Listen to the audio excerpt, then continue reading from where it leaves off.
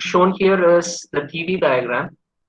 Okay, and in this particular TV diagram, A, B, C, D, A is the cycle, and BC is an isentropic process, a reversible adiabatic process. DA here, so this is DA, this is reversible adiabatic. BC here is also reversible adiabatic. And this CD, which is shown here, is a reversible isotherm. Okay, these three processes are reversible processes. And what is shown here, this AB, which is a curve, it is just mentioned as a process. It is neither reversible or it is neither mentioned as reversible nor mentioned as irreversible. It could be either of them. It is a general process AB. Okay, just like we did in one of the previous cases, we had a circle. We subdivided that circle into a number of Carnot cycles. So we draw we to break this cycle into a number of Carnot cycles. We are drawing parallel reversible adiabatic lines, and further we are drawing reversible isothermal lines on the top, so that you have a number of elementary Carnot cycles. Okay, so I'm drawing one isotherm here, another isotherm here, and these are all the isotherms that I draw. And now what I'll have is one Carnot cycle, one elementary Carnot cycle like this. Okay, so similarly in this particular case we have got 5 elementary Carnot cycles. Okay, so what we do know is, so you can take one of the elementary Carnot cycle. For this elementary Carnot cycle, at the top, dq is the amount of heat supplied at the source temperature capital T. Okay, and dq2 is the amount of heat rejected at the sink temperature T2. Let us assume it like this. So for a reversible cycle, which is a Carnot cycle, an elementary cycle, your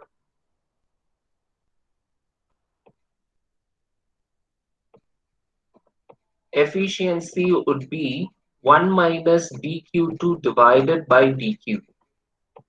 This is for a reversible cycle. Okay, I have said this as reversible, and we have said a reversible cycle is an elementary Carnot cycle wherein all the 4 processes are reversible. You have got 2 reversible isothermal processes and 2 reversible adiabatic processes.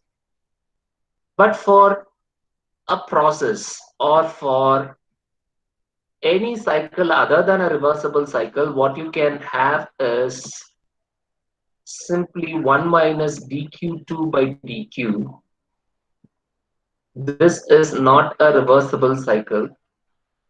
So to differentiate between these two terms, you can put this inside the brackets and you can write it as reversible. Okay, and we know, according to the Carnot principle or the Carnot's theorem, that the efficiency of the reversible cycle is greater than the efficiency of a normal cycle or an actual cycle. Okay, so this is what we have seen. Okay, and according to this particular thing, the process AB, the process AB is for any particular process. Okay, so it is neither mentioned as reversible nor mentioned as irreversible.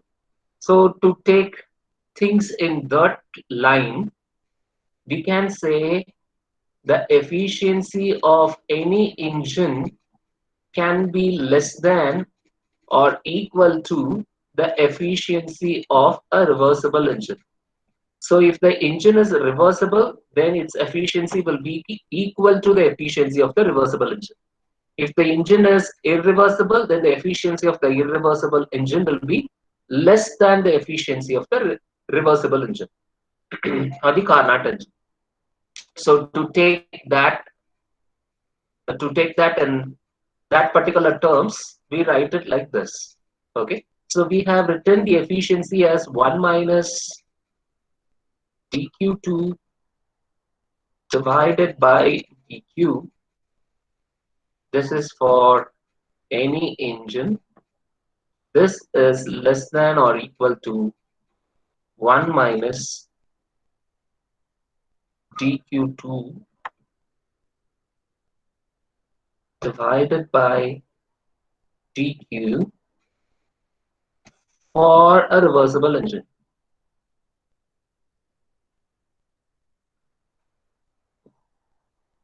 Now to remove this one and to remove the negative sign, what we will have is dq2 by dq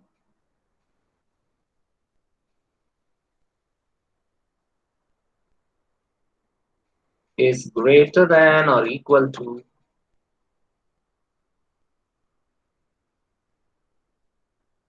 dq2 by dq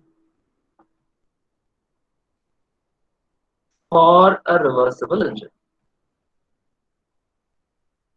Okay. Hope everything is clear up to this.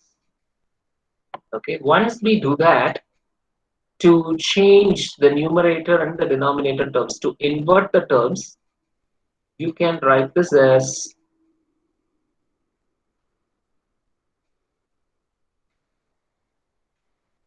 dq by dq2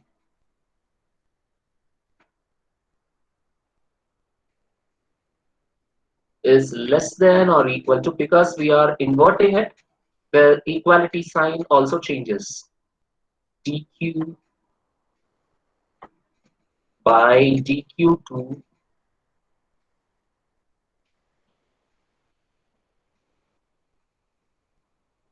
for a reversible engine. Okay. And there should be no doubt up to this. Hope everything is clear up to this. Okay.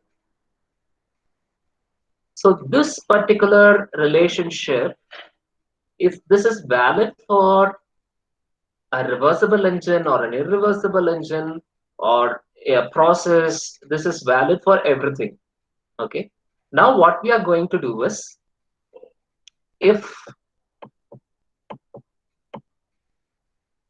the process is reversible, okay, if the process is reversible, we know that by definition ds is defined as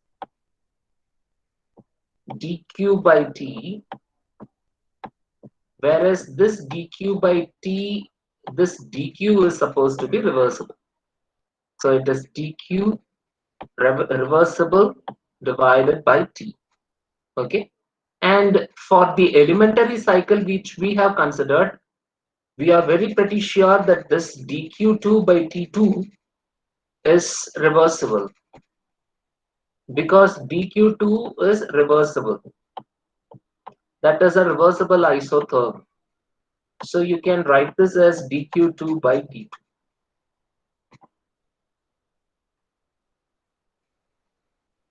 Okay. So what I can do is I can write this as dq by dq2 is less than or equal to ds.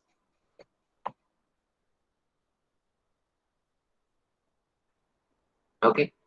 So I have just considered this for a process. If I'm going to consider it for the cycle, then I have to take cyclic integral on both sides. So if I take cyclic integral on both sides, so the cyclic integral of dq, uh, before that, just a minute, we should have done a couple of steps here. Sorry about that. So before this, the result which we have seen, so after this particular step, last time we saw dq by t is equal to dq2 by t2. We saw this in absolute thermodynamic temperature scale. Heat supplied by the source temperature is equal to heat rejected by the sink temperature. Okay, so according to this result, what we can have is dq by dq2 is equal to t by t2. And this particular thing,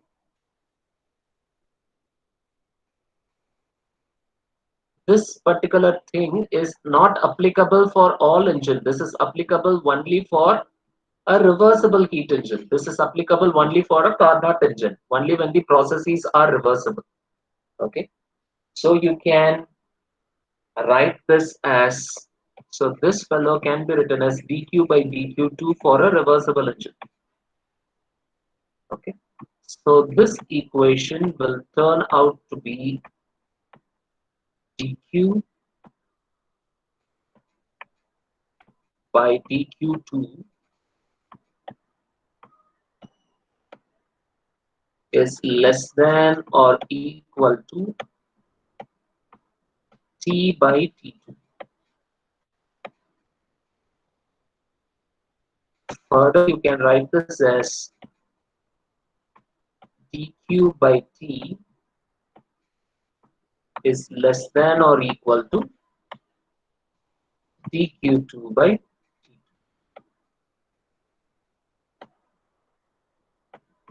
Okay, so after this, then you can consider a reversible process where by definition ds is dq reversible by 2, and that can be replaced by dq2 by t2.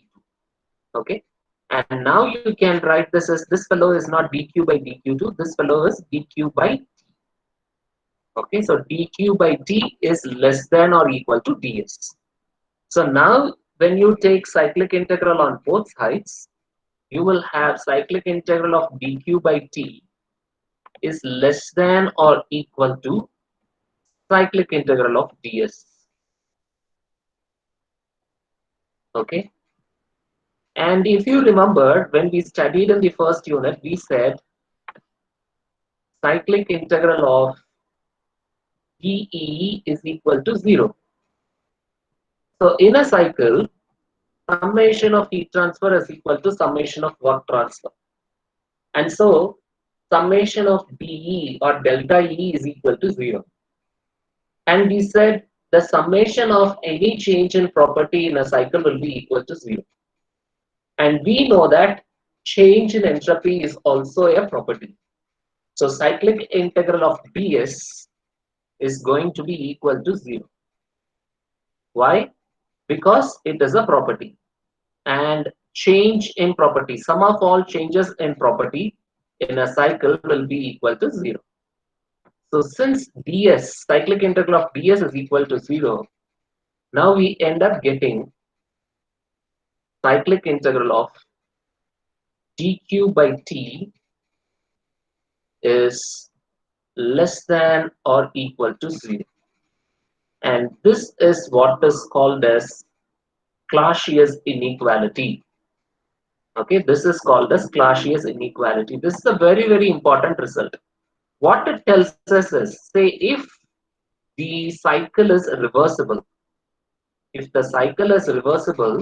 then what you'll have is cyclic integral of dq by t is equal to 0. If the cycle is reversible, cyclic integral of dq by t is equal to 0. this is equal to 0. If the cycle is irreversible, if the cycle is irreversible, their cyclic integral of dq by t is less than 0. And if you have a cycle where you claim that cyclic integral of dq by t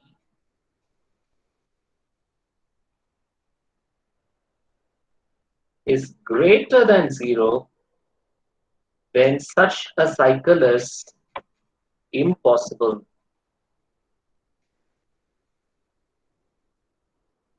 So just like we said, you cannot have an engine where your efficiency is greater than the Carnot engine. Okay, the maximum efficiency that an engine can have is the Carnot efficiency. Okay, so if you claim that an engine is producing efficiency greater than Carnot efficiency, that is not possible. So similarly, your Clausius inequality tells you that summation of dq by t, sorry, cyclic integral of dq by t is less than or equal to 0. So if someone claims that cyclic integral of dq by t is greater than 0, then that particular engine is impossible. It is not possible to have such a kind of engine. So sometimes this is also being asked. They'll give you the source and the sink temperature, and you have to find out the cyclic integral of dq by t. And if it is equal to 0, that is a reversible engine. If it is less than 0, it is an irreversible engine. And if it is greater than 0, then it is an impossible engine. A very, very important result, Clausius inequality. Okay. So make a note of this. Cyclic integral of dq by t is less than or equal to 0. That is Clausius inequality. And what are all the inferences? If dq by t, cyclic integral of dq by t is equal to 0, engine is reversible. If cyclic integral of dq by t is less than 0, engine is irreversible. If cyclic integral of dq by t is greater than 0, such an engine is impossible. So these three inferences you should remember. Okay, so that is Clausius inequality.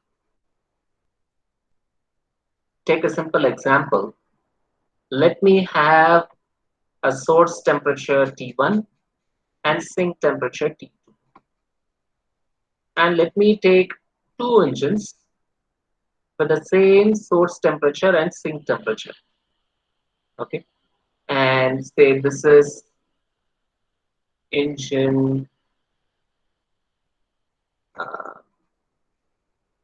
let's say engine A, and let's say this is engine B.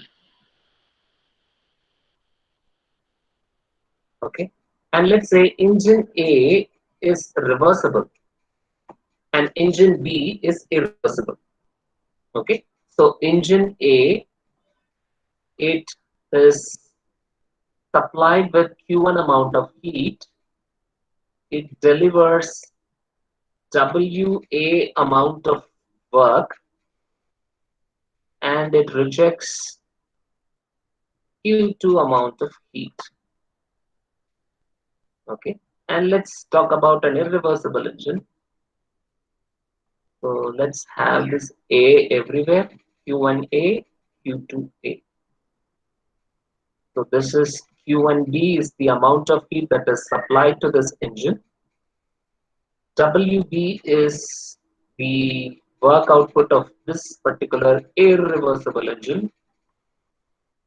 And Q2B is the amount of heat that is rejected by this engine. Okay. And according to Carnot's principle, we know that efficiency of engine A should be greater than efficiency of engine B because engine A is reversible, which is a Carnot engine. So Carnot engine efficiency should be greater than the actual engine. So eta A should be greater than eta B. And we know that by definition, efficiency is work done divided by heat supplied. So WA by Q1A should be greater than WB divided by Q1B. And we have said that the source temperatures are same. If the source temperatures are same, then heat supplied is going to be the same. Okay, so Q1A will be equal to Q1B because the source temperatures are same. So Q1A is equal to Q1B. Why do we say that? Because we have the same or the source temperature is same for both the engines. So I can simply write this as WA, the work output of engine A, is greater than the work output of engine B. And we know pretty sure that is the reality. Okay. And WA can be written as Q1A, Q1A minus Q1B. W equal to Q1 minus Q2. And this is greater than Q1, sorry, Q2A, Q1A minus Q2A. This is Q1B minus Q2B, heat supplied minus heat rejected.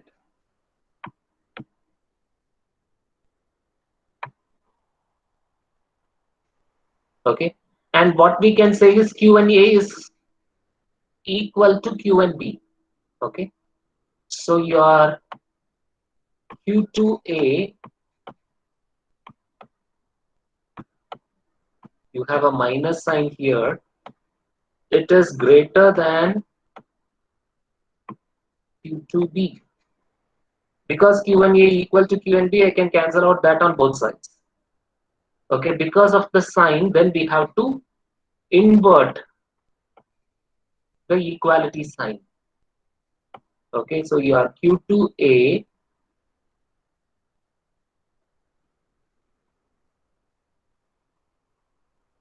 will be less than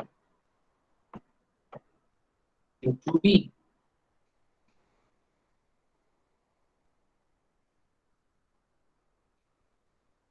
Okay, so what do you infer from this? So this is the heat rejected in the reversible engine.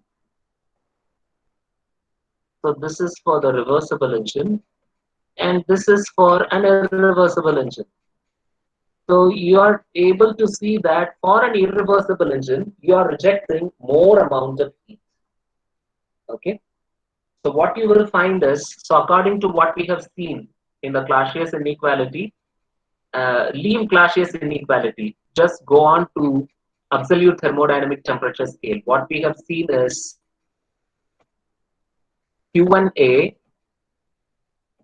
forget Clausius inequality, just go on to your thermodynamic temperature scale, absolute thermodynamic temperature scale. What we have seen is Q1A plus Q2A divided by T2. This is equal to 0. What we have seen is the heat supply divided by the source temperature is equal to heat rejected divided by the sink temperature. So heat rejection is taken to be negative. So what you'll have is Q1A by T1. Sorry. And because this is heat rejection, you will have this as minus. Okay. Q1A by T1 minus Q2A by T2 is equal to 0. Okay. This is just what we have seen from absolute thermodynamic temperature scale. Okay. What about for an irreversible engine? So for an irreversible engine, your Q2A, sorry, Q1B, Q1B by T1 minus Q2B by T2 is less than 0. Okay, and this is what is this term q1a by t1 minus q2a by t2 is nothing but cyclic integral of dq by t. So cyclic integral of dq by t is equal to 0 in case of a reversible engine. Cyclic integral of dq by t is less than 0 for an irreversible engine. So by taking the example of comparing two engines operating between the same temperature limits, of which one is reversible and the other is irreversible, we will be able to prove Clausius inequality. Okay.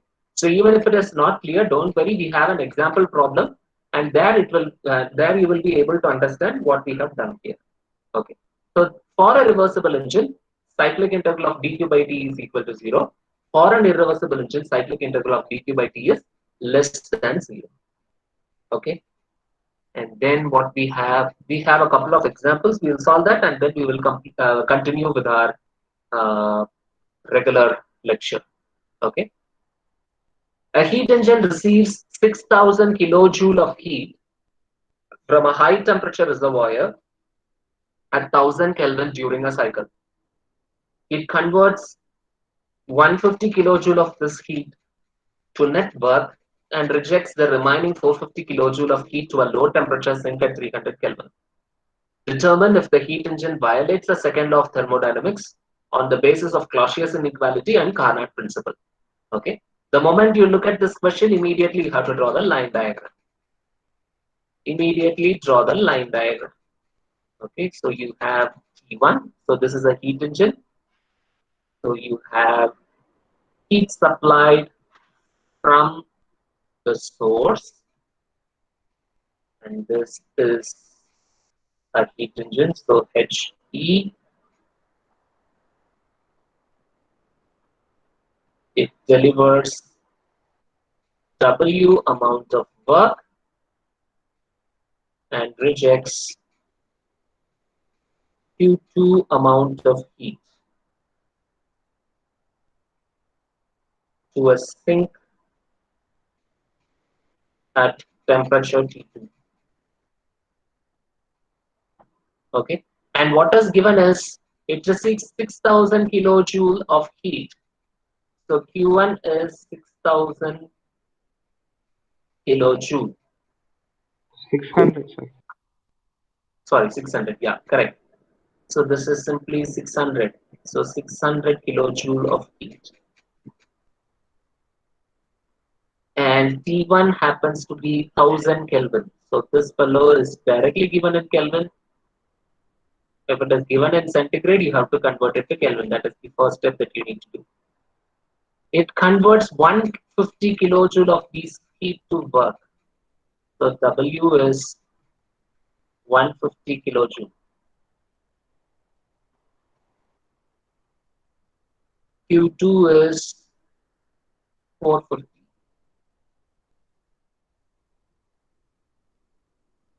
So Q2 is 450 kilojoules. And T2 is 300 Kelvin.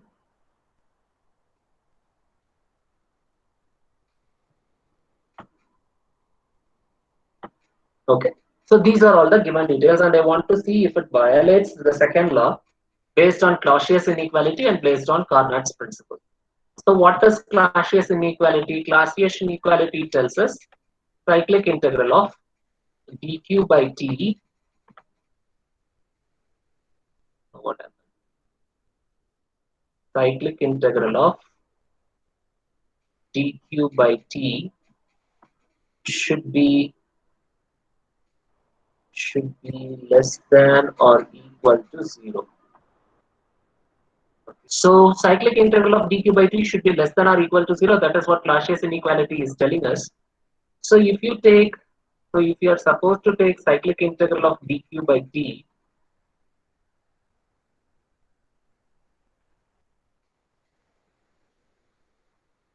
so in that case you have a source and you have a sink.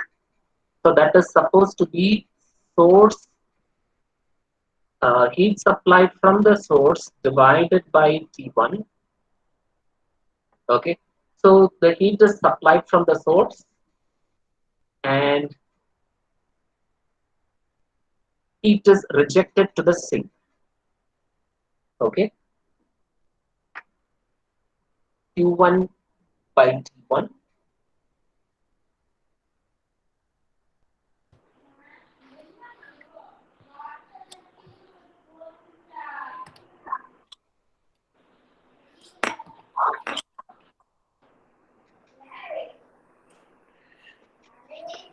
పాపా కొంచెం చెప్తా మీరే. Minus Q2 divided by T2.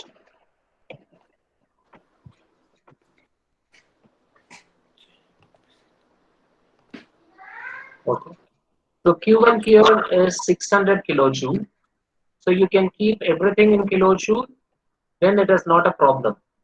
Okay, then the unit should also be in kilojoule. So keep that in mind. So T1 happens to be 1000 Kelvin.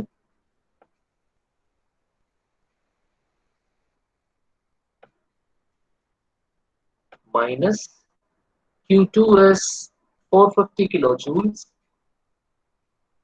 So 450 divided by 300.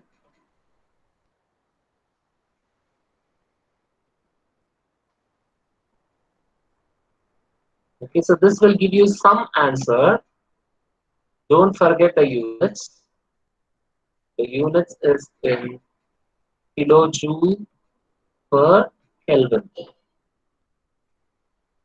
Okay, so this is what we get for the Clausius inequality.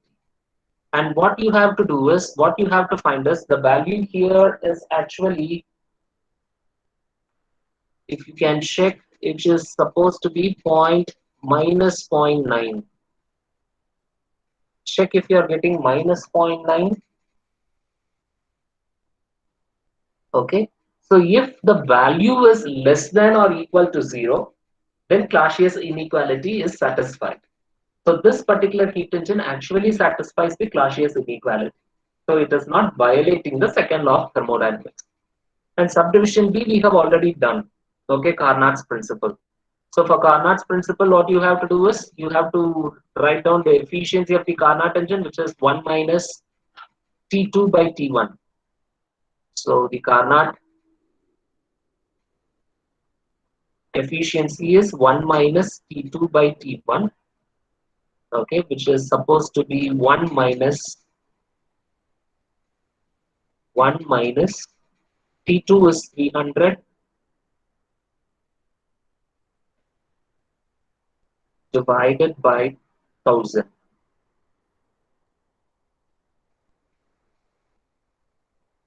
So this will give you one efficiency, and you will have the efficiency of actual cycle. The efficiency of actual cycle is work done divided by heat supplied. Work done here is Q1 minus Q2, and that is already given directly also. It is 150 divided by heat supplied, which is 600. And this will give you the efficiency of the actual cycle. And what you have to check is if the efficiency of the Carnot cycle is greater than the efficiency of the actual cycle. If that is correct, then the Carnot principle is also satisfied. Okay. So in our case, the efficiency of the Carnot cycle is 0.7. Efficiency of the actual cycle is 0.25. So the Carnot efficiency is actually greater than the actual efficiency. Okay. So the heat engine satisfies both the Clausius inequality as well as Carnot's principle. So it does not violate the second law of thermodynamics. Okay, a very simple question. So you have to check whether cyclic integral of Q by T is less than or equal to 0. And for Carnot principle, you have to check whether the efficiency of the Carnot engine is greater than the efficiency of actual engine. That's all. Very, very simple. Okay. One more example. A heat engine is supplied with 1130 kilowatt of heat at constant temperature of 292 degrees centigrade, and it rejects heat at 5 degrees centigrade. The following results were recorded. So there are three different values for heat rejection that is given. Determine whether the results report a reversible cycle, or an irreversible cycle, or an impossible cycle. Okay. So first, draw the line diagram. So what is given to us is T1. T1 here is 292 degrees centigrade. So it is 292 degrees centigrade. So add 273 to it. I think you will get 565 Kelvin.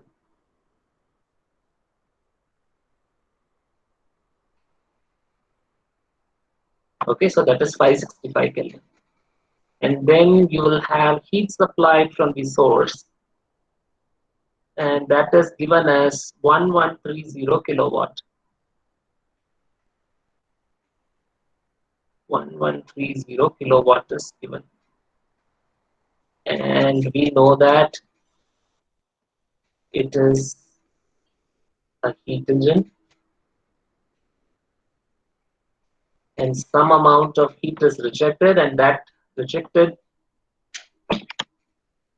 heat value is actually changing according to the subdivisions. So we can't fix Q2. T2 is 5 degrees centigrade, which is nothing but 278 Kelvin. So 5 degrees centigrade, you can write it as 278 Kelvin. Okay. And doubly amount of work is done. That is not given. But if you want, you can find it out. W is Q1 minus Q2, so that's not a big deal. And they're asking us to find whether it is a reversible cycle, irreversible cycle, or impossible cycle. We know that for a reversible cycle, cyclic integral of dq by t should be equal to 0. And irreversible cycle, your dq by t should be less than 0. And for an impossible cycle, your dq by t is greater than 0. Okay, so let me do for the first subdivision, and you guys can do it for subdivisions B and C. Okay, so what we have to do, we have to find out dq by t.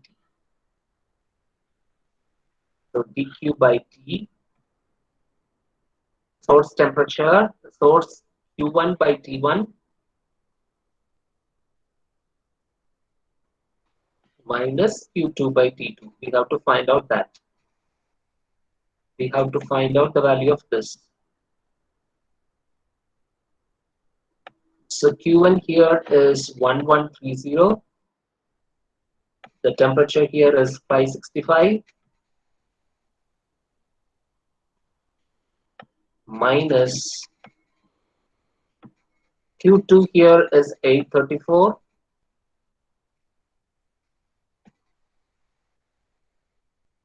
divided by 278. Okay, so this will give you some answer. And for this particular problem, the answer is -1. -1. Look at the unit, it is in watt. So it is kilowatt per Kelvin. So here dq by t is less than 0. So if it is less than 0, then this is supposed to be an irreversible engine.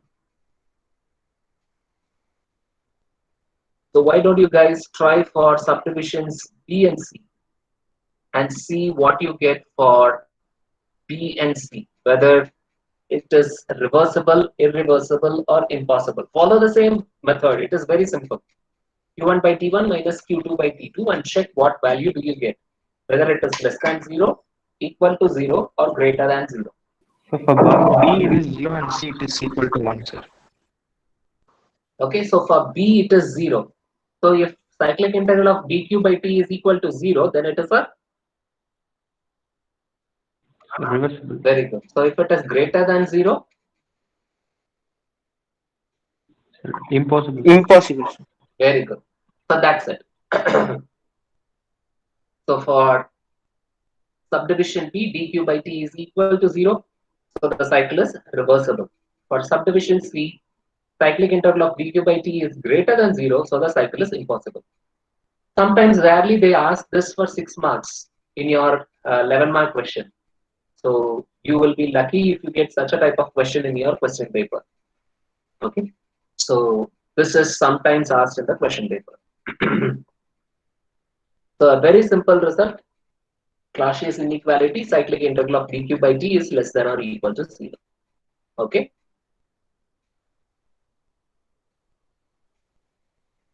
Okay, this is the same thing which we have done in Clausius inequality. Now we are going to do it specifically for an irreversible process.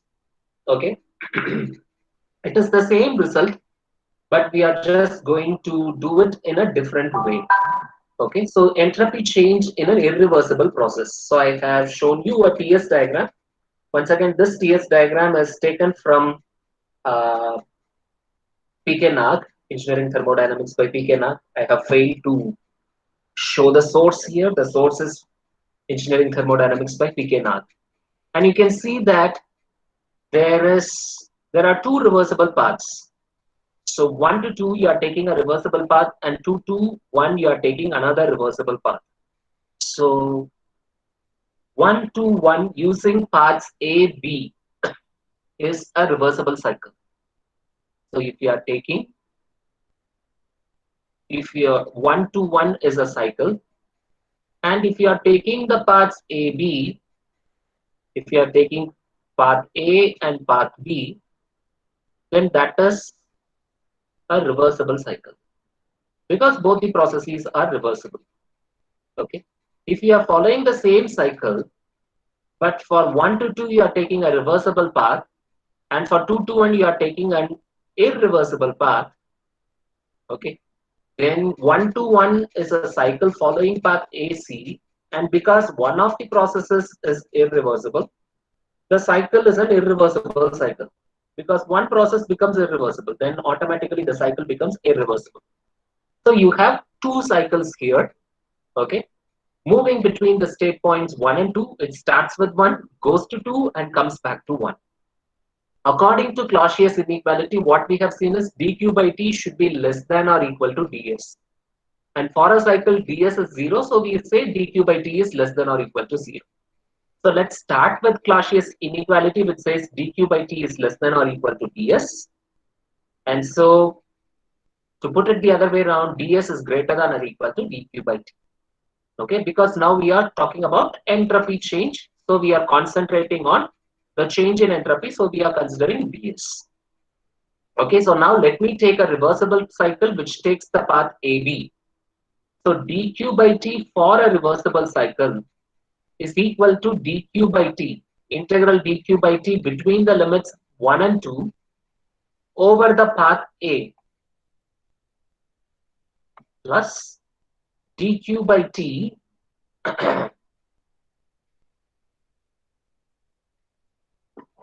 it is supposed to be 2 to 1 over the path B. I have made a mistake here. So this is supposed to be 2 to 1 over the path B. Okay. So if I take one of this to the other hand, so you will have dq by t moving from 1 to 2 over the path A will be equal to dq by t between the limits 2 to 1 over the path B, and you have a minus sign before. Okay, so if you are taking this fellow to the other side, so you will have, so for a reversible cycle, this is equal to 0. So you should know why we are writing it like this. Integral of dq by t, cyclic integral of dq by t for a reversible cycle is equal to 0. So dq by t over A plus dq by t over B is equal to 0. So if I retain this term on one side, I can take this term to the other side. That is why I have a minus sign here, and the limits is between 2 to 1. Sorry about that, I haven't seen that properly while typing the equations. Okay, so I hope that is clear. So for an irreversible cycling, taking the path AC, so you will have dq by t over an irreversible path I, that is equal to dq by t moving from 1 to 2 using the path A, and moving from 2 to 1 using the irreversible path C. And according to Clashes inequality, this cyclic integral of dq by t for an irreversible cycle should be less than 0. Okay, so we have used that particular symbol less than 0. So just like we did for the previous case, we can also do it here. Okay, what we have done here is, okay, so remember dq by t moving from 1 to 2 using the path A is equal to minus dq by t over the path B moving from 2 to 1. So I can replace my dq by t over the path A with this particular term. I can substitute this particular equation. I can substitute this particular equation over here, over the first term. So if I substitute it there, what I'll get is minus dq by t moving from 2 to 1. Sorry. So this is 2 to 1. And this is also 2 to 1. And this is u over the path B. And this is over the path C. Okay. And this fellow is less than 0. Okay. So if you take this to the other hand, if you take this to the other hand, then dq by t moving from 2 to 1 over the path B will be greater than dq by t moving from 2 to 1 over the path C. So you will be able to follow this only when you are coming along with me. Okay. So what we have done is, we have taken a reversible cycle moving from 1 to 1 using the paths A and B. Okay, we are writing Clashes inequality for it. Because it is a cycle, I can write this as cyclic integral of dq by t is equal to 0 for a reversible cycle. So I write it as dq by t over the path A plus dq by t over the path B equal to 0. So I can write it as dq by t over the path A equal to minus of dq by t over the path B. That is written as the first equation over here. Okay. And then what we do is, we do it for the irreversible cycle 1 to 1 using the paths A and C. But C is irreversible, so the cycle is irreversible. So according to Clashes inequality, cyclic integral of dq by t is less than 0.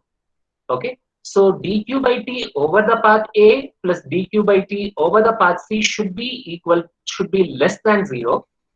And because I already have a result dq by t over the path A is equal to minus of dq by t over the path B, I replace this dq by t over the path A with minus of dq by t over the path C. Okay. So because I do that, now I'm able to get dq by t over the path B is greater than dq by t over the path C. And why is that? Because this path is reversible. Path B is reversible. So you are getting dq by t is greater than dq by t for an irreversible path. So since path B is reversible, okay, so sorry about this. This limits, I have made mistakes everywhere. So dq by t over the path B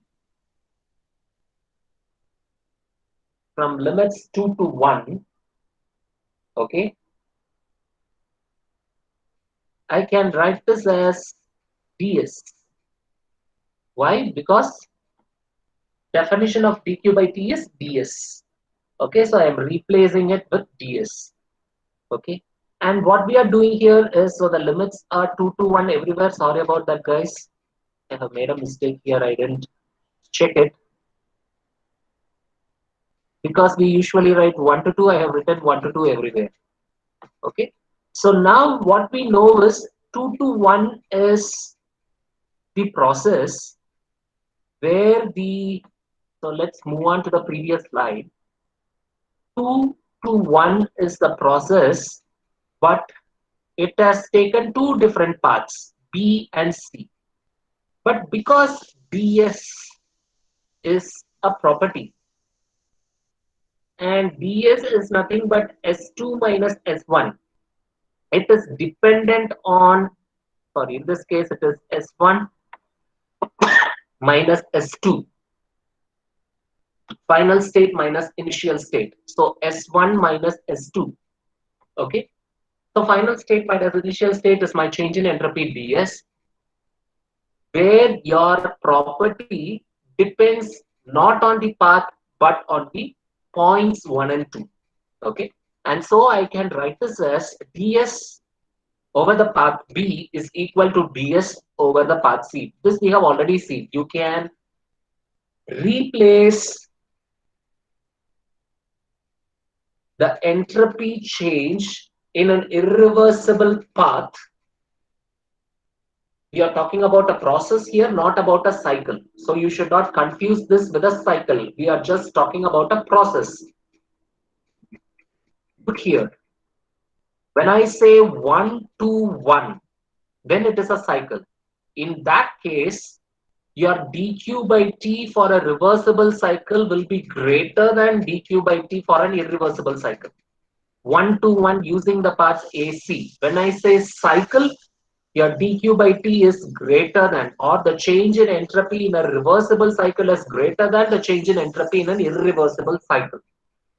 But if I am talking about a process, I'm just talking about the process 2-1. But the process 2-1 is attained by using a reversible path or an irreversible path, irrespective of what path you are taking. For a process, the change in entropy is the same. Are you able to appreciate the difference?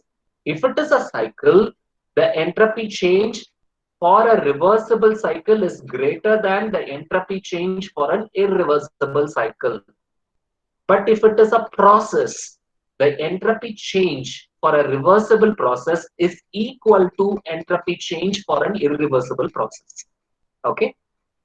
So keep that in mind. So because it is a process, then I can say change in entropy over the path B is equal to change in entropy over the path C. Okay, so here also it is between 2 to 1.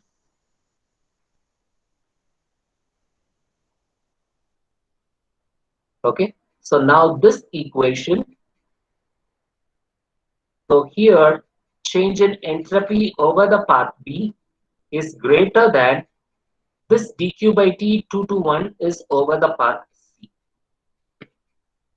Okay, so the change in entropy, okay, so you can write this as dq by t over the path C. And one more step what you can write is, because this change in entropy over the path B is equal to change in entropy over the path C, even here you can write this as the change in entropy over the path C while moving from 2 to 1 is greater than dq by t over the path C. Okay, so what we conclude is, for any irreversible process, your ds is greater than dq by t. For a reversible process, we know that ds is equal to dq by t. So what we are able to come to a conclusion joining these two is your ds should be greater than or equal to dq by t. This is nothing but the reverse of your Clausius inequality.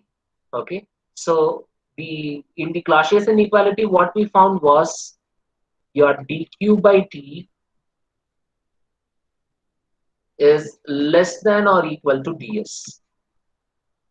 And if you take cyclic integral on both sides,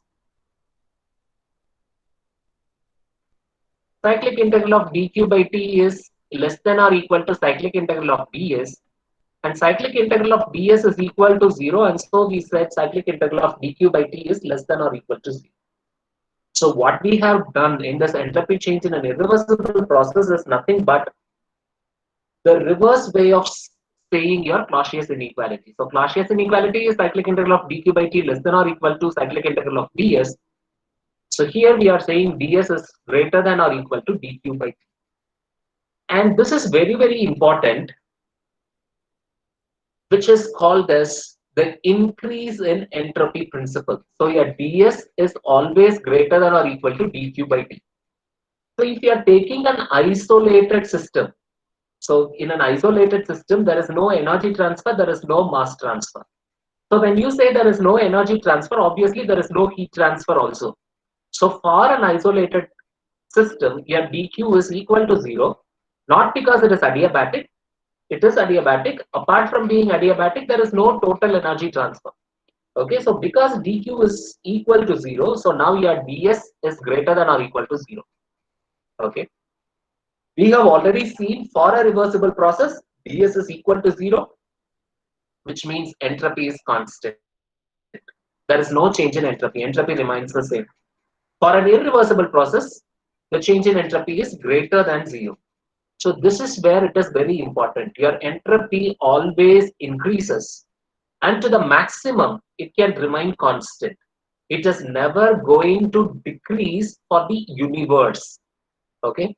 So your ds, the change in entropy of the universe, is always greater than or equal to 0, which means the change in entropy of the system plus change in entropy of the surrounding should be always greater than, or to the maximum, it can be equal to 0. Okay, it can never be less than 0. But locally, it can be 0. When I say locally, say um, I have uh, I am having a hot object in my hand. Okay, a common example that people ask again and again is you have a hot iron block. Okay, say at 500 Kelvin, that is thrown into a lake, which is at say just 300 Kelvin. Okay, what is the change in entropy of the universe? So here you have an iron block. Here you have a lake. This iron block and lake are systems. Okay, or when you throw the iron block into the lake, the iron block is the system, the lake becomes the surrounding, and together both of them becomes the universe. What you will see in this example is this iron block is a hot object.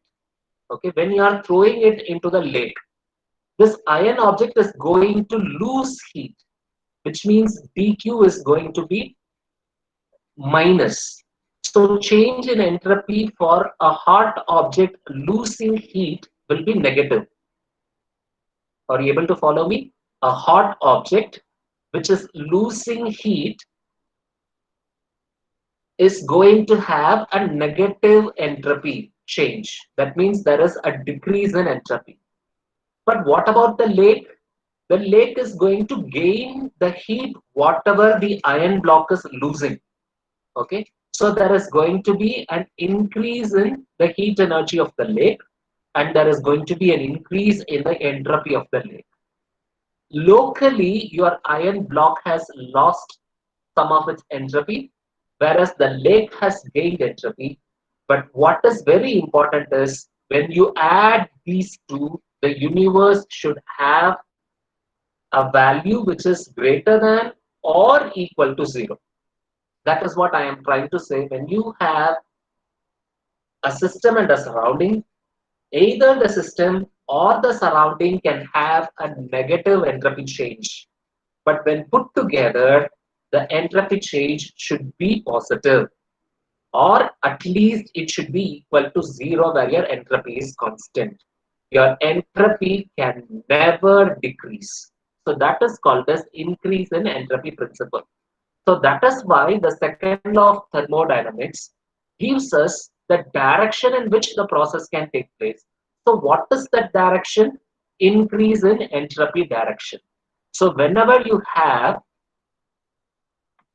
a process in the TS chart, okay, so in a process in a TS chart should always be such that your entropy increases. I am talking about a process here.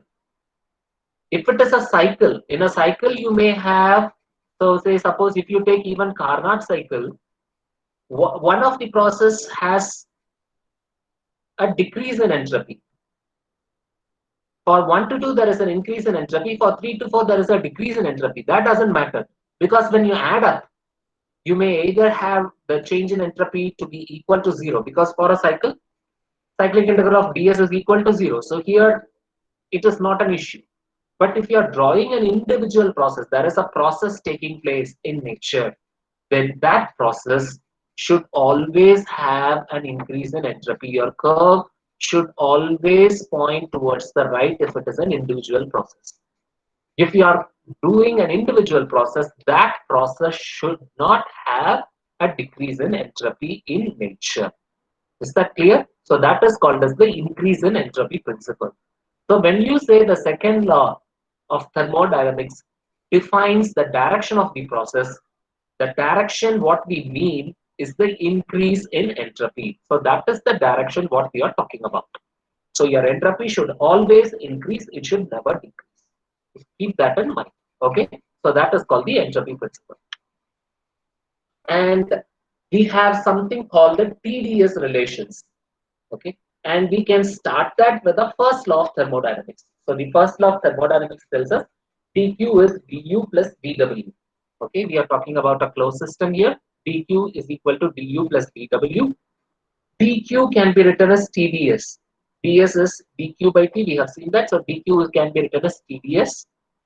Thus now we have seen ds is equal to dq by t. So you can write dq is equal to TDS. Okay, and dw for a closed system is obviously PdV. So you can write this as TDS equal to du plus PdV. So if it is in the per mass basis,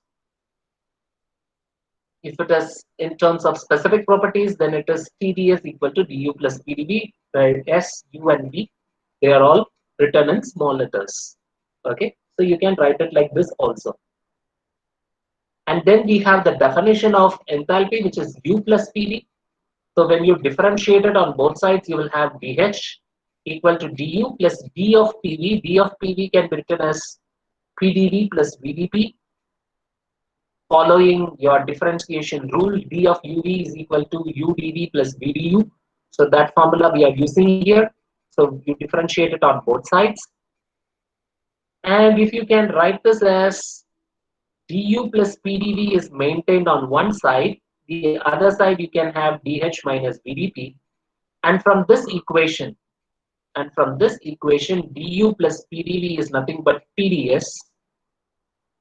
So your du plus PdV here is replaced by TDS. Okay, so TDS is dH minus VdP. So this is one TDS equation where TDS equal to du plus PdV. This is the second TDS equation where your TDS is equal to dH minus VdP. So if you just want ds on one side, you can divide it by t. For both the equations, you will have du by t plus pdv by t. Here you have dh by t minus vdp by t. Okay. So we will be talking much more of this in detail about the TDS equations in the next unit, in the last unit also. Okay, so there also we will be talking about TDS equations. But here, to just give you an introduction, so these are the two important TDS equations that we have. Okay, and then we have to see what is an entropy change for an ideal gas. An ideal gas, it obeys the equation P small v equal to RT. Okay, and the definition of du is Cv times dt. We are using this as a continuation of what we have done in the previous slide. So in the previous slide, we have said ds is equal to du by t plus pdv by t, right? So for an ideal gas, you can say you can replace this du with cv times dt, and here you have pdv, right? So for an ideal gas, you have pv equal to rt. Okay.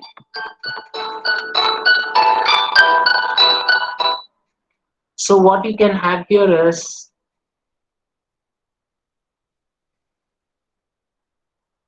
we have p by t here, right?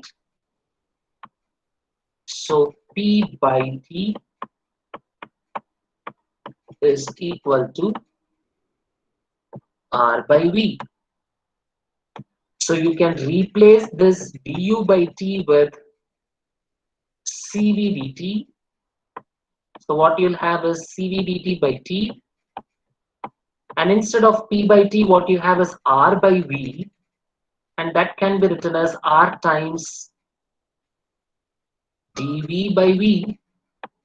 And now if you integrate this on both sides, if you integrate it on both sides, what you will get is change in entropy delta S small s, which is equal to Cv times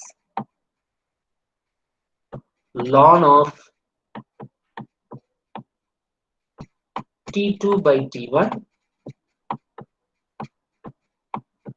plus or ln of V2 V1 by V2.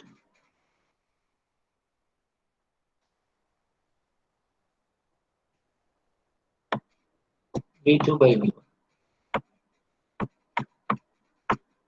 or ln of V2 by V1. Okay, this is what you will be seeing in the next slide. So Cv ln of T2 by T1 plus or ln of V2 by V1. Okay, so we are using the ideal gas equation of state to use the first TDS equation, and we end up getting Cv ln of T2 by T1 plus R ln of V2 by V1. Similarly, you can do for the next term also, ds is equal to dh by t minus vdp. You can replace this dh with cp times dt, right? You can replace this dh with cp times dt, and v by t will be r by p. So you will have r times dp by p, and here there is a division, so that is dt by t. So now if we integrate this on both sides, so now you will get delta S equal to Cp times ln of T2 by T1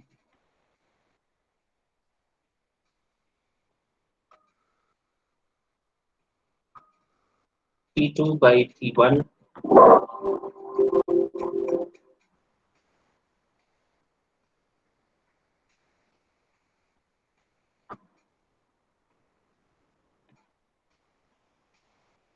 minus or ln of P2 by P1, or if you want to remove that minus n, you can write it as plus ln of, plus or ln of P1 by P2.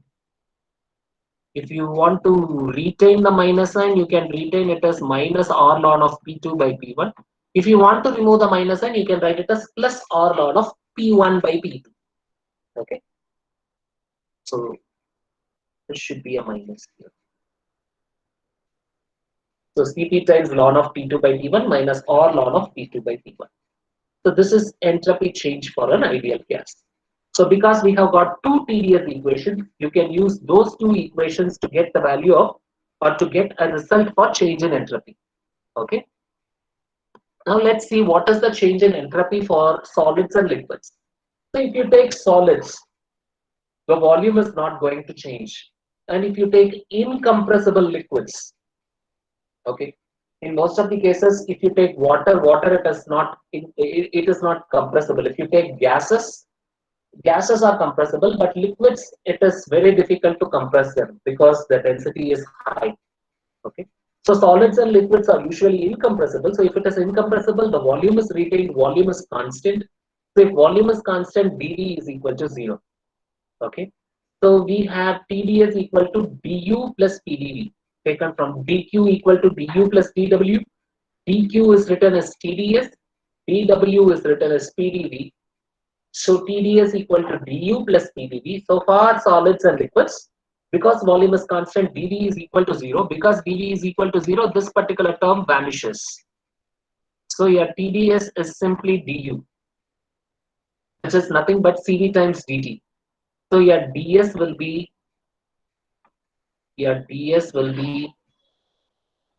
Cv times dt by t. And if you integrate it on both sides, what you'll have is Cv times ln of T2 by T1. And for solids and liquids, the specific heats at constant volume and constant temperature, they are all the same. So you can simply write it as C ln of T2 by T1. Okay. So because the specific heats are constant, so there is not pretty much difference between Cp and Cv values. Okay. So on integration, you get ds, integral ds is delta S, which is Cv times ln of T2 by T1, or simply C times ln of T2 by T1. Okay.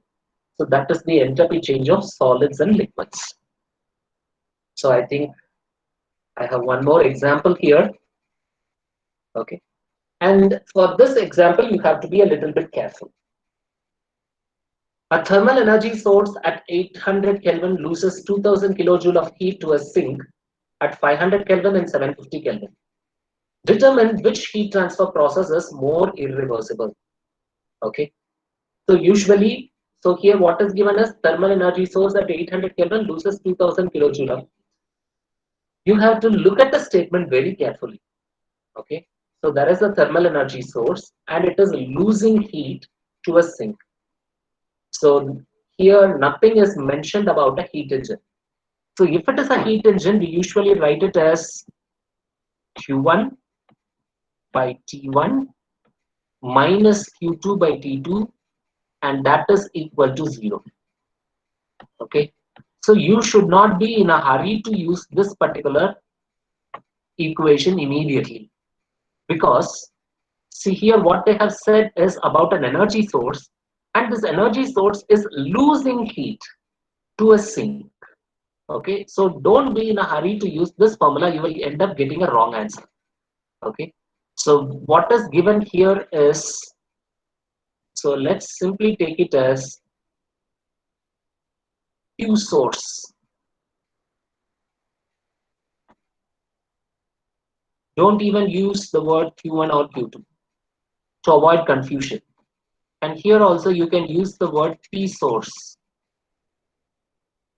We can't use simply yes, because both source and sink has got S. Okay. And they have given the value of P sink. Okay. And we have to find out which heat transfer process is more irreversible. Obviously, we have to use cyclic integral of dq by t. Okay. But how are we going to use this is very important. Okay. So that is equal to Q source, so Q source divided by P source. Okay. Plus Q sink divided by T sink.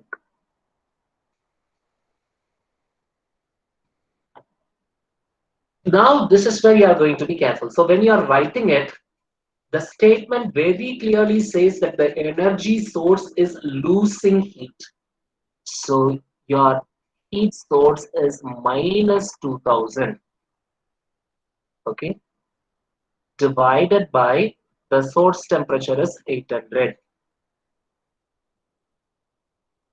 Then what is the heat sink? What is the Q value for sink?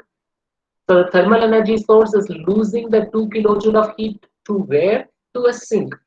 So the sink is actually gaining 2000 kilojoule of heat. So this is plus 2000 divided by, for the first subdivision, it is 500. So minus 2000 by 800 plus 2000 by 500. And the answer, I think it should be in negative. Because what they are asking is, both of them are irreversible, but which is the most irreversible? That is the question. Okay. So both of them should give you a negative answer. Okay, and the answer here is 1.5 kilojoule. Similarly, you have to do it for the next one also. Okay. Actually, I should have used a couple of steps more. So let us look at the answer. So this is what I told you when we talked about the increase in entropy principle. So if you look at it, the change in entropy of the source, that was the first term which I have used here, Q source by T source. That is the first term. Q source by T source, so that is minus 2000 by 800, which is equal to minus 2.5 kilojoule per Kelvin. Okay, it is even better that you don't use the cyclic integral of dq by t. Okay, it is not. I don't say it is wrong. It shall not deviate from what is being done here. Okay, so delta S of the source is minus 2.5. So you can see here that the change in entropy is negative. So this is a local decrease in entropy. But if you look at the delta S of sink, it is gaining. It is 4 plus positive 4. So if you look at the universe, the entropy has already increased. It has only increased. It is 1.5 kilojoule per Kelvin. And if you look at the next one, when heat transferred is 750 Kelvin sink, here the delta S of the sink is 2.67. Here it was 4. So now your delta S of universe is only 0.17 kilojoule per Kelvin. Okay. So now when you compare both these, so the first subdivision, when heat is transferred to 500 kilo sink, that is more irreversible than the heat that is transferred to 750 Kelvin sink. Okay. So subdivision A is more irreversible than subdivision B. That is the conclusion that we can come here. Okay. So whenever such a question is asked, so in the previous slide, you can do like this also. You will be getting 1.5 kilojoule. If you follow the next step, you will get 0.17 kilojoule per Kelvin. But the thing is, sorry about this.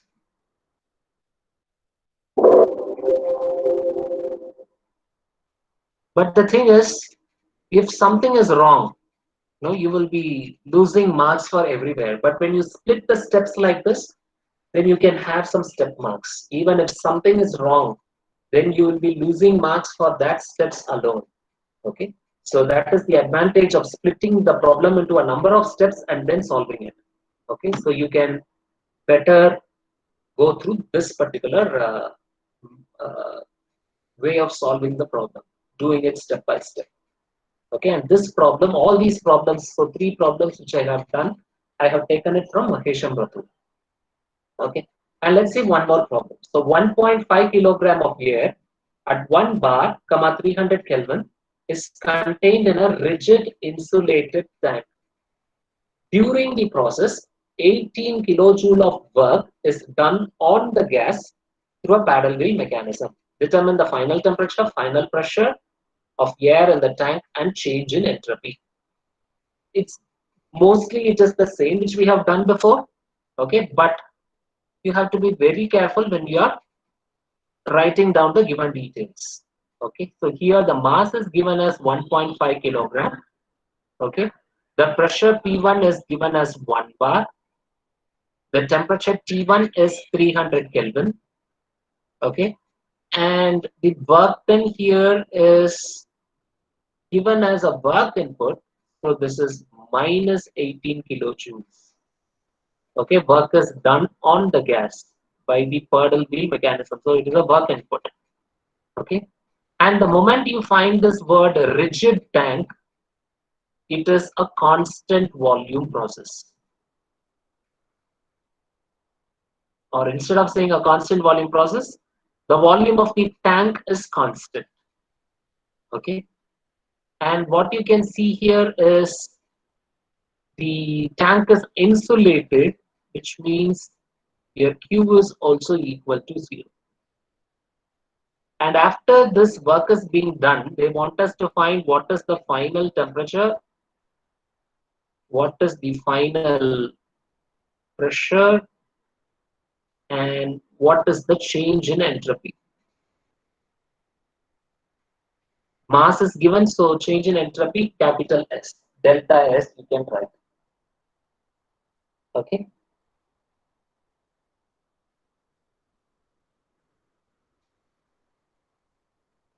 Because it is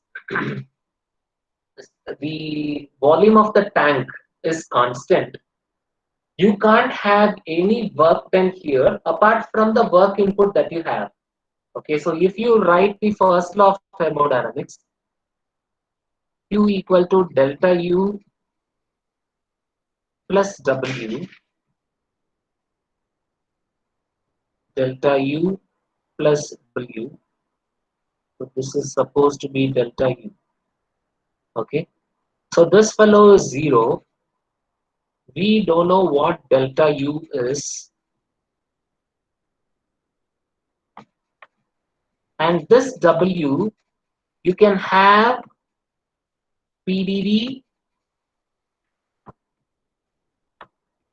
plus the work input. This PdV is 0 because volume is constant. And the work input is given as minus 18. So what we have here is this fellow is 0. And you have delta U. PdV is 0. And what you have is minus 18 kilojoule. So your delta U in itself is 18 kilojoule. What is the advantage of finding out the delta U? What is the formula for delta U? You have two formula. One is CV times dt. The other one is, that is the formula that you have, CV times dt. And because the mass value is given, you can write delta U as mCV dt. Okay, and mCV dt is m times CV T2 minus T1.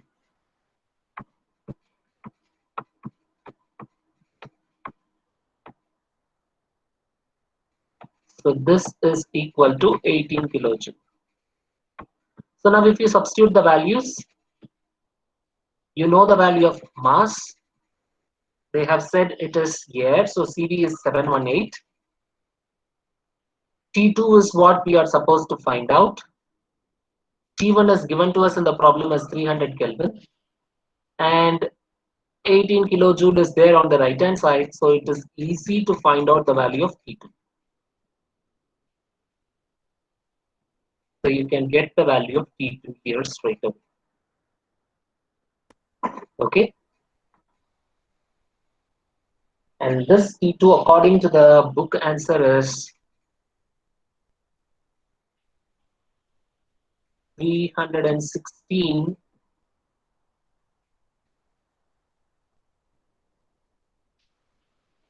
0.76 Kelvin. Okay. And the next one is they want us to find out the value of the final pressure.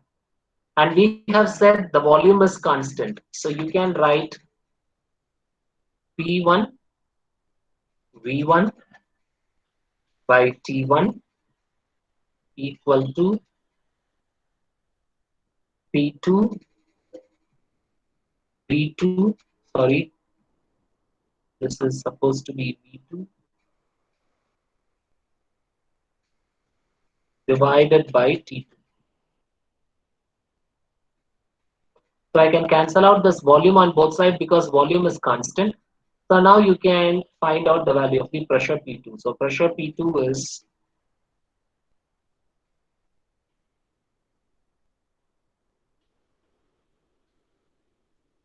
T2 by T1 times P1. Just now we have found out the value of T2. The value of T1 is known. P1 is given to us in the problem as 1 bar. So you can get the value of P2, which is nothing but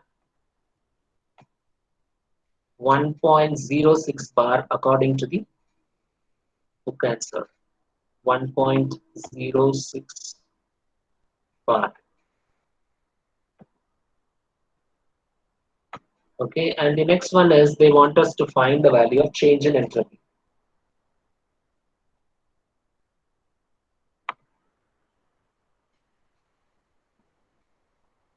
So here volume remains constant. This is capital entropy, capital S, because mass is given. Okay. So far, so if you treat this as an ideal gas, what you'll have is MCV ln of T2 by T1 plus R ln of V2 by V1. Okay. So here V2 is equal to V1. So the second term will vanish. So you can simply write it as MCV ln of T2 by T1.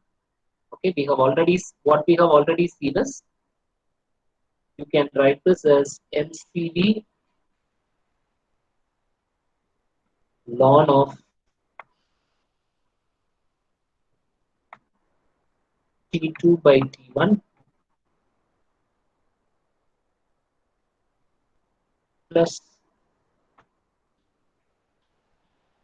R ln of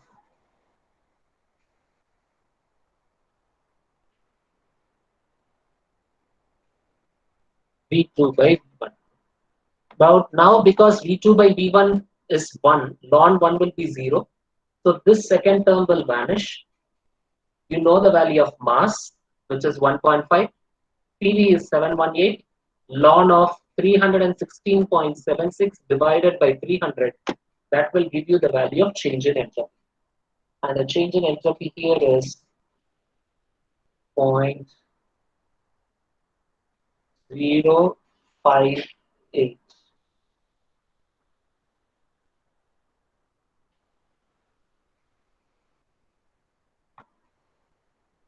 This is in kilojoule per Kelvin.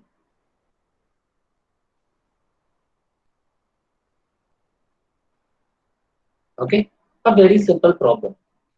Probably maybe for 5 marks or 6 marks they can ask. This problem cannot be asked for 11 marks, but maybe for 4 or 5 or 6 they may ask this. A very simple problem.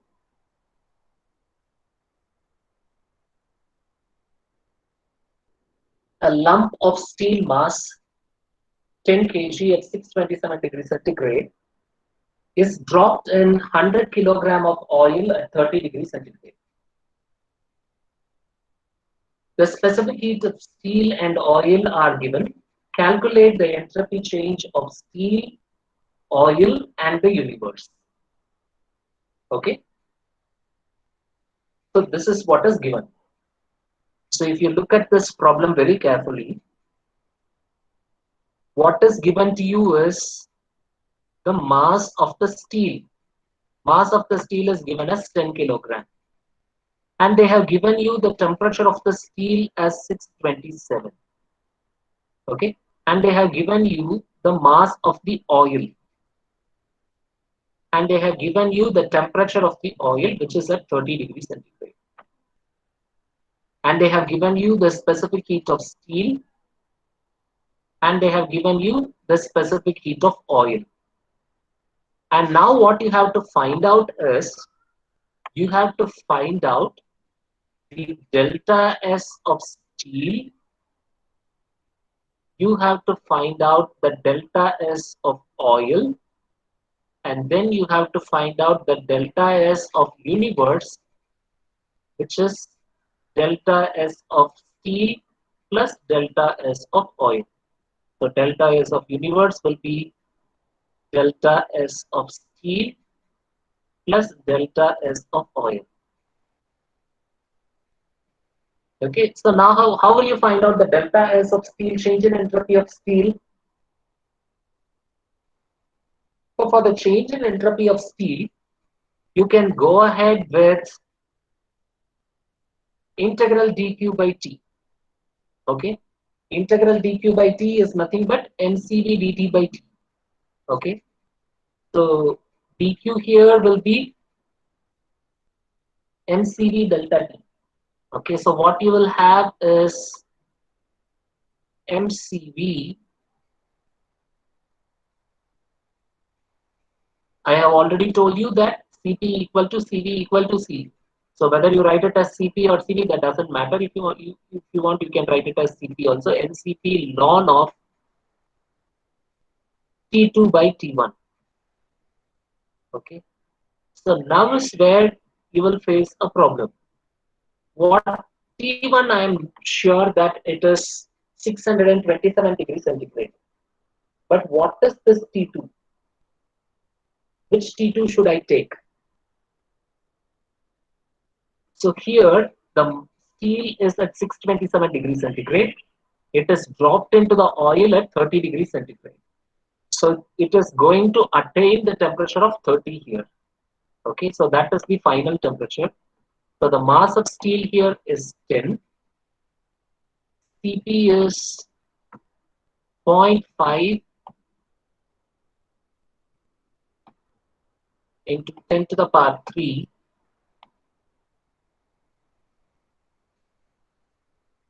ln of,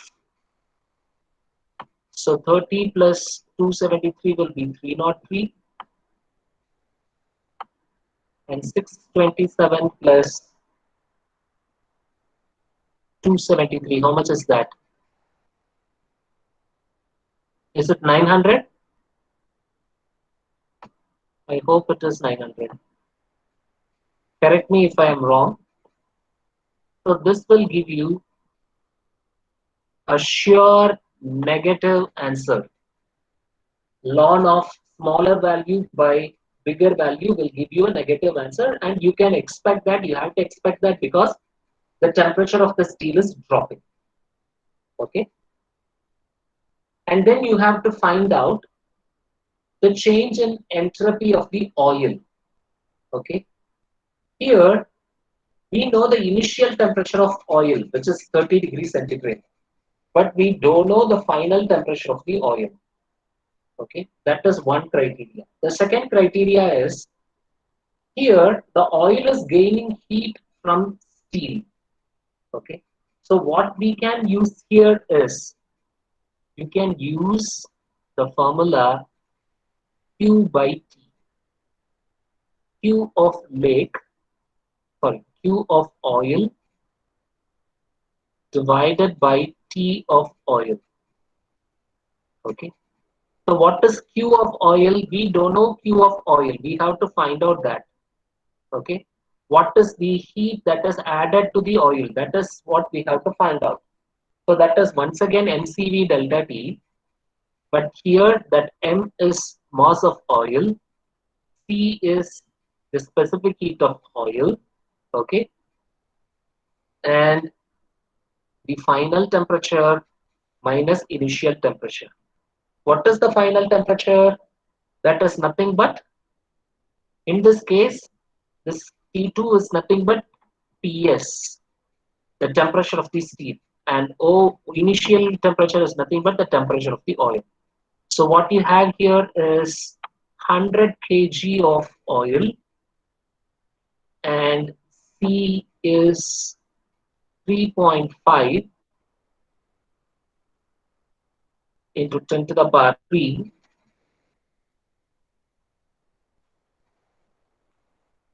So temperature of steel is 900 minus 303.